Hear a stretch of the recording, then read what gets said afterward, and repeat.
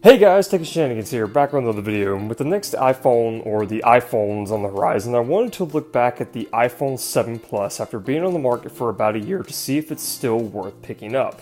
Now, I didn't get the 7 Plus initially when it first launched, as I was using the iPhone 6s Plus at the time and it was performing well, so I didn't see any need to buy the 7 Plus. But eventually I decided to pick it up and try it out, and I ended up keeping it, and it's actually been my daily driver since February. Now, as you can see here, this is the iPhone 7 Plus. This is the matte black version with the dual camera, 128 gig model. And my experience has been mostly positive. Now, when it comes to durability, it's sort of been a mixed bag for me. This is actually a replacement device, and that was due to water damage that I got about 4 months after getting the phone.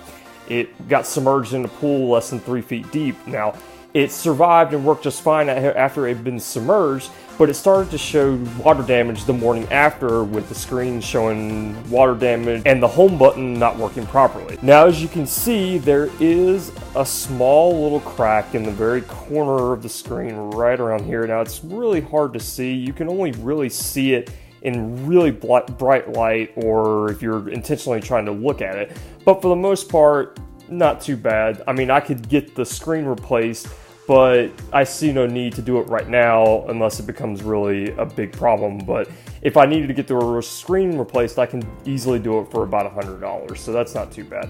Now, another thing too is the fact that there are scratches on the screen. As you can see, it's only in very bright light. There are little micro abrasions here, and here, and basically they're all over the screen. So that's expected because I haven't been using this device with a screen protector. Now, I did have a screen protector on it at one point, but I decided to take it off just to kind of use it without it. The screen is still pretty hard as it is. So performance has been pretty good, but I've noticed a lot more software bugs than I did when I was using the iPhone 6s Plus.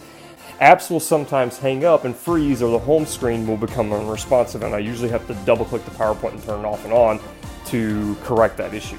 Now, Touch ID is quick as ever. As always, I can just simply tap on it and it'll unlock the screen, so that's been great. And for me, battery life has been good, as I usually get about a day's worth of use with moderate to heavy usage. Now, if you go a little bit more light on the phone with light usage, you can actually get up to 2 days of battery life, which is really great. Now, the experience with the camera has been great since the 7 Plus has a dual camera. As you can see here, this is the wide angle camera, and then this is the telephoto camera that lets you do optical zoom up to 2x.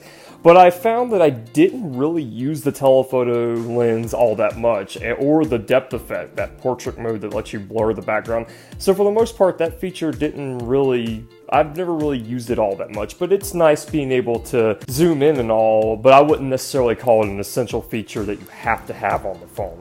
But it's there, and it's nice to have, so that's a good option if you're into photography. I'm not huge into photography, but it's there if you... Now, when it was announced, it retailed for $769 for the 32 gig storage tier, and it goes up $100 for the higher storage tiers, with the highest configuration going for $969 for 256 gigs, which is quite expensive. Now, with all that being said, should you still pick this phone up? Now, if you are interested in what Apple is going to announce next for the next iPhones, I would suggest waiting until they announce the new phones, as the price of these phones will actually go down. They'll be cheaper, and they'll actually be a better deal if you wait just a little bit longer before the new ones show up, because they usually tend to lower the price of the pre-existing phones, and they can be a better deal if you're still into it.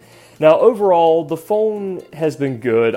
It's been a great phone, and the phone should last a long time for most people, as Apple usually likes to keep their older hardware supported on software updates for as long as possible. So yeah, that has been my experience with the iPhone 7 Plus. Now, if you have any questions, comments, or concerns, please feel free to leave them in the comment section down below. I do read all the comments, and I do try to respond as quickly as I can to each comment. Now, if you enjoyed what you see, feel free to leave a like and subscribe for any future videos coming up.